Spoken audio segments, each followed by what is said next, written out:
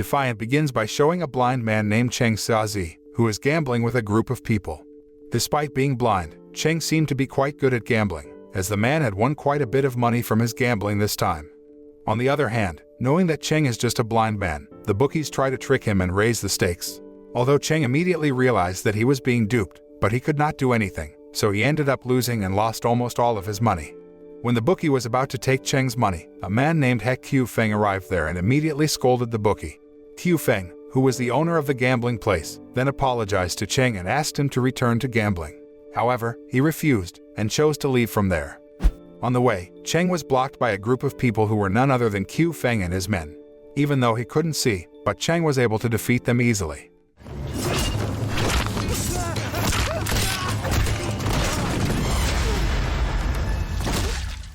After successfully defeating Qiu Feng, Cheng then asked about a woman named Nien, whose current whereabouts were unknown. The scene then switches to 1 month ago, where at that time, Cheng, who was a wanderer, was in a city where the residents employed several strong warriors to catch criminals and maintain the city's security. Cheng was one of the mercenaries hired to catch the criminals, and received a sizable reward.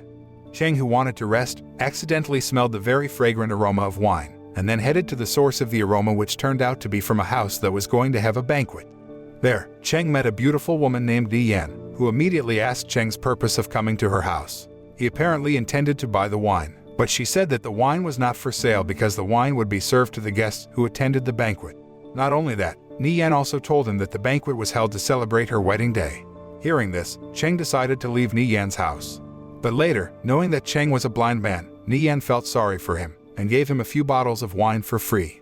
When trying to tie the wine bottles onto Cheng's horse, Nien was startled by a large sack wriggling, as if someone was inside. Cheng tells her that the sack contains a criminal who is a fugitive. Cheng reveals that he is a warrior who catches criminals for money. Long story short, the wedding party finally started. Guests began to arrive to attend the banquet held by the bride and groom. Nien and her husband looked very happy, and the guests also seemed to be rejoicing. However, the atmosphere suddenly became tense when a man named Niju arrived there.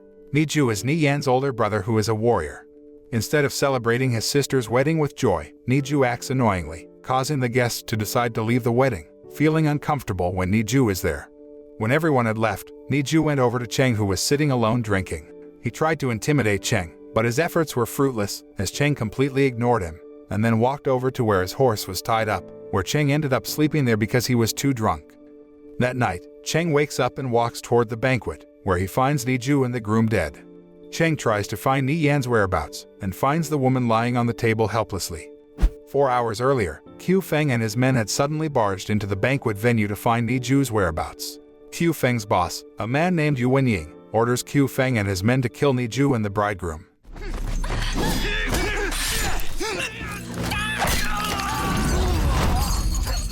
After that, Yuan and his men took turns doing it with Nien.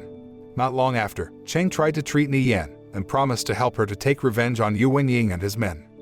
The next day, Cheng then brought the criminal he had arrested to Mr. Gao, a county official in charge of maintaining security in the city. In addition, with his extraordinary instincts, Cheng was able to thwart an assassination attempt on Mr. Gao which one of his men was about to do.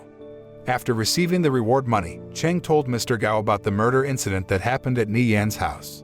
Hearing that, Mr. Gao rushed to investigate the incident and found an arrow that was the hallmark of the Ying family. Mr. Gao told him that Yuanying was from a ruling noble family in the city, and that he didn't want to deal with Yuanying.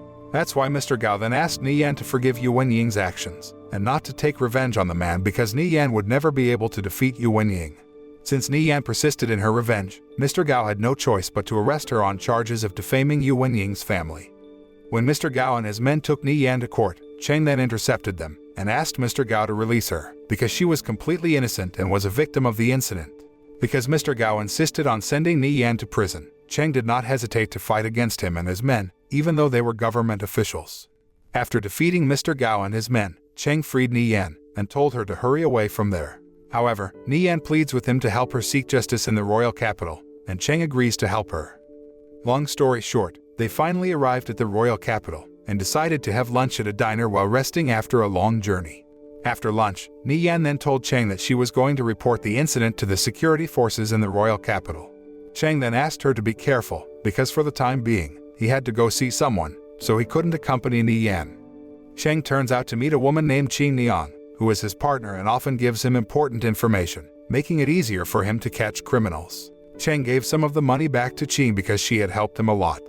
Nien then tells Cheng about a new mission to catch a high-profile fugitive who was once the most powerful criminal in the city. She said that the mission was very difficult, but the pay was also very expensive, and according to her, the fee was more than enough to treat Cheng's eyes so he could see again. Not long after, a man came to the Cheng residence carrying a wounded man. The injured man turned out to be one of the bodyguards in the Yuan family. The man said that Yuan was proposing to General Ko's daughter, and that their engagement party was very lively. But then, a woman barges into the party and injures Yuan. Hearing this, Cheng was very sure that the woman who injured Yuan was Nien. Because the man called Nien a crazy woman, Cheng then taught the man a lesson not to talk carelessly. Knowing that Cheng knows the woman dealing with the Yuan family, Nien then warns Cheng to leave the woman and not to deal with the Yuan family, because that family is the most influential and has great power in the city, especially now that Yuan is expanding his power by getting engaged to General Ko's daughter. Cheng didn't seem to heed Cheng's warning, and instead headed to Yuan's place to look for Nien. However, when he got there, Cheng did not find Nien, who had been arrested by Yuan and thrown into prison. Turning to the present, Qiu Feng, who was already helpless in front of Cheng, then told him where they had held Nien all this time. Cheng rushed there and immediately saved her, and after that, Cheng took her to Cheng's place and asked Cheng to treat Nien. As a healer, Cheng certainly couldn't stay silent watching Nien, who was seriously injured. Even though she already knew the consequences she would face if she helped her, Cheng still treated Nien. After that, Cheng helped Cheng to take Nien to a safe place, because if she continued to stay in the city, then Yuan would sooner or later find her. In the meantime, Cheng returns to meet Qiu Feng, who he is holding in a room, and tortures the man to get information about the reason why Yuan killed Niju. Qiu Feng then revealed that General Ko's daughter wanted the Night Pearl pendant as an engagement gift if Yuan really wanted to propose to her. Because of that, Yuan was trying to find it, which turned out to be a treasure belonging to the late Emperor Han. Yuan then ordered a group of tomb raiders to retrieve the Night Pearl pendant that was buried with the Emperor. Not wanting the looting to be known by the Empire, Yuan then killed the looters of the tomb, including Nien's brother, Niju. After getting this information, Cheng then tied Qiu Feng's neck with a rope tied to a door. Not long after, Yuan arrived there, and when the man opened the door, the rope that was attached to Qiu Feng's neck instantly entangled the man's neck, killing him. After one of his trusted subordinates died, Yuan rushed to investigate the mastermind behind all this, and managed to find out that Cheng was involved, so Yuan ordered his men to arrest her. Yuan then interrogates Cheng about the identity of Cheng, who has freed Nien and killed his men. Cheng tells Yuan that Cheng used to be a formidable warrior on the battlefield. However, due to an illness, Cheng lost his sight, but he did not lose his fighting ability at all. Elsewhere, Cheng went to General Ko's residence, because he wanted to tell the general about Yuan. However, General Ko instead ordered his men to gang up on him. Cheng was able to easily defeat General Ko's men, and rushed upstairs to meet the general. However, he is again confronted by General Ko's bodyguards. Since the purpose of coming there was not to fight, Cheng then said that he just wanted to warn General Ko about Yuan, his future son-in-law, who is a bad person. General Ko, who was behind the room, then said that Cheng had no proof of that. Cheng then exposes Yuan's crimes against Nien and her family, and confirms to General Ko that he will still kill Yuan, even though General Ko doesn't believe his words. Sometime later, General Ko's envoy came to Yuan and his family to inform him that General Ko had annulled his daughter's marriage to him. Hearing this, Yuan's older brother suddenly became furious and beat Yuan. Feeling disapproved of being treated like that, Yuan then drew his sword and did not hesitate to kill his brother. The next day, the residents were in an uproar when they found Cheng lying lifeless with an arrow stuck in her neck. Cheng, knowing it was Yuan's doing, rushed to the Yuan family's residence to avenge her death. There, he faced Yuan's men, who were quite formidable female warriors. Even though he was overwhelmed by the female fighter, Cheng was finally able to defeat her. At the same time, Yuan shot his arrow at Cheng, making him cornered because he could not predict where Yuan was. However, Cheng, furious that Yuan had killed Cheng, refuses to give up and rises again to face him. Cheng finally found his whereabouts and easily defeated him. When Yuan tried to run away, Cheng did not stay silent and stabbed him in the chest, killing him.